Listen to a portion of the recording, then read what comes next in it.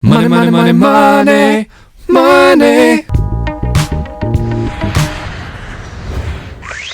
Hey, what's up? I'm Rafael de Furia, aka Rafi D is me, back at it again on another beautiful Friday night, and let's get right into it. So, you've got your mind on your money and your money on your mind. Banking here in Italy might be a little bit different than what you're used to back in the old country. And in this video, we're going to be talking about information that's relevant to people who've gone through Iure Sanguinis or people who are residing here in Italy legally full-time. But before we get too much further into the video, if you would like to see more content like this, be sure you're subscribed with that notification bell turned on. And if you could also give this video a like, I'd really appreciate that, as it does help the channel grow. And as always, this is an open conversation, so if you have any questions or something you want to add, or even requests for future videos, feel free to leave them down in the comment section below here on YouTube. And unlike some other parts of the world, here in Italy, it really is vital to have a bank account if you're wanting to work here, buy or rent an apartment, or even pay bills. Even just to touch on the subject of getting paid here in Italy, in my experience, it's been very uncommon to see people actually writing checks or businesses cutting checks. And just like many other countries in Europe, wire transfers here in Italy are very common.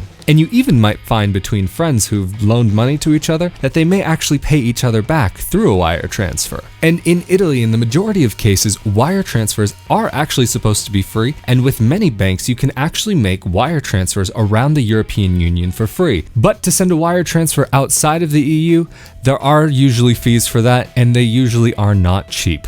But because there's so many different banks out there and so many different types of bank accounts, you'll need to double check with your banker when you're starting to open up your bank account. And taking care of these wire transfers is very, very easy, especially if you're wanting to take care of it online. But there are a lot of banks that have specialized ATMs where you can go and take care of your business there. And just a quick side note, the phrase in Italian for wire transfer or bank transfer is bonifico bancario. And one thing that you may find is that some banks are actually directly connected with local utilities and services. And like in my area, my bank is actually directly connected to the public transport system. So what I can do directly from my bank account online is transfer money into my travel balance that I have for public transport here. Having a bank account can also be absolutely vital if you're wanting to have home internet, home phone, or even mobile phone service. What you'll find for some of the contracts that are out there that have lower costs is they'll want to be able to set up a direct debit with your bank. And in some ways, it's actually quite convenient, and the money will just come out every month or every other month, or whatever the terms are on the contract that you have. And if you would like to hear more about mobile phone service here in Italy, you can check out that card right up there, or after this video is over, you can go down into the more info section below.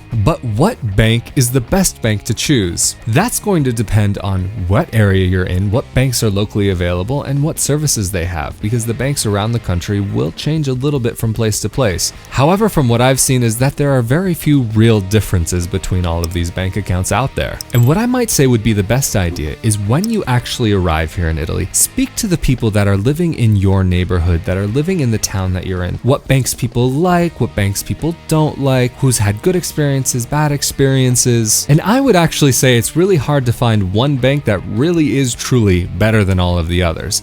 And just like anywhere else in the world, you'll have plenty of different types of bank accounts to choose from. For example, here in Italy, I don't use checks and I don't have the need to go to a teller. And because the bank that I've chosen has special ATMs where you can take care of wire transfers, pay bills, and because you can take care of so many other things through self-service, I only pay €5 a month for my bank account. And the bank account comes with a debit card at no extra cost that can be used all around the EU, I believe, for free. So if I ever want to do some traveling, as long as there's no ATM service fee, I shouldn't be charged a fee either from my bank. However, the drawback to this debit card is that it can't be used online, but there are a few other options that exist. For example, my bank offers a prepaid card that you can connect directly to your bank account, and you just fill up the card whenever you need to, and that way you can go shopping online. However, the one downside is there is a €50 transaction fee every time I want to fill it up, and that's even if I go onto the internet and take care of this all by myself. And the card was €10. And of course, you can get a credit card that is just attached directly to into your bank account, and even some banks have credit cards available where you can rack up air miles with an airline like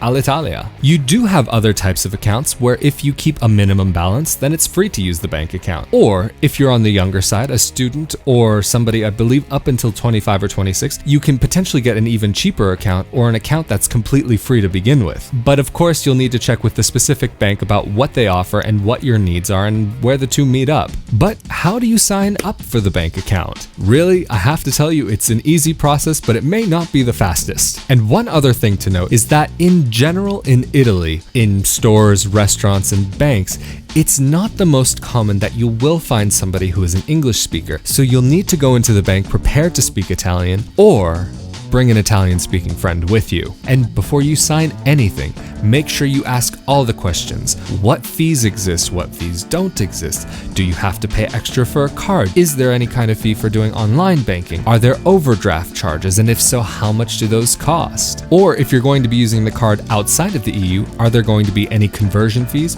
or bank transfer fees? And the documents that you'll need to open up your bank account are really straightforward. But in general, you'll need identification, your codice fiscale, your Italian fiscal code. Also, you may need a copy of your work contract. And really the most complicated part of this subject is just making sure that you have a home address that you can use, and then also all of the documentation that I just mentioned. After this, it's really smooth sailing. It can take a little while though. You will have plenty of documents to sign. The process for each bank will be a little bit different, but one thing to really keep in mind is that in Italy, the hours that banks are open is not quite what most of us would be used to, especially coming from the United States. What's very common is that in the middle of the day, there will be a big chunk of time where the bank is closed for lunch or just taking care of things that need to be taken care of. For me and one other person that were both signing up for bank accounts on the same day, we actually had to come back about 2 or 3 times before everything was completely taken care of. And because this bank isn't so used to dealing with people who are also US citizens, we were called back in. They were very apologetic about this. We needed to come in and sign some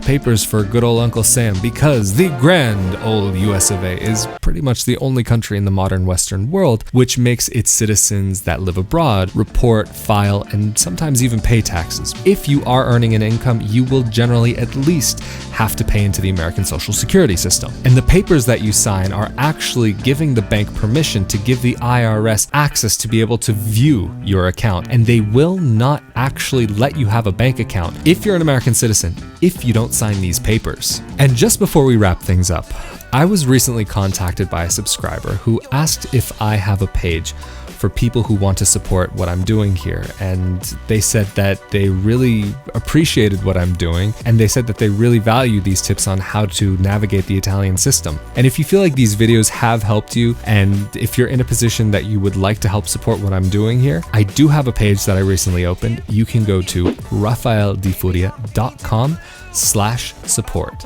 There's also going to be a link down in the more info section below. Or if you would like to sponsor a video, feel free to send an email to info@rafaeldifuria.com. Of course, all of the information is below. Anyway, that's been banking here in Italy in a nutshell. Of course, as per usual, the conversation is completely open, so if you feel like you have something to add to the conversation, or if you have any questions, or if you have a request for a future video, feel free to leave that down in the comment section below here on YouTube, or feel free to follow me on social media and reach out over there. And I really hope you enjoyed this video and found it helpful, and if you want to see more content like this, be sure you're subscribed with that notification bell turned on, and if you could also hit that like button, I'd really appreciate it, because it does help the channel. And as always, I'm Rafael Di Furia, aka Rafi D is me, and I'll see you all next Friday. Later.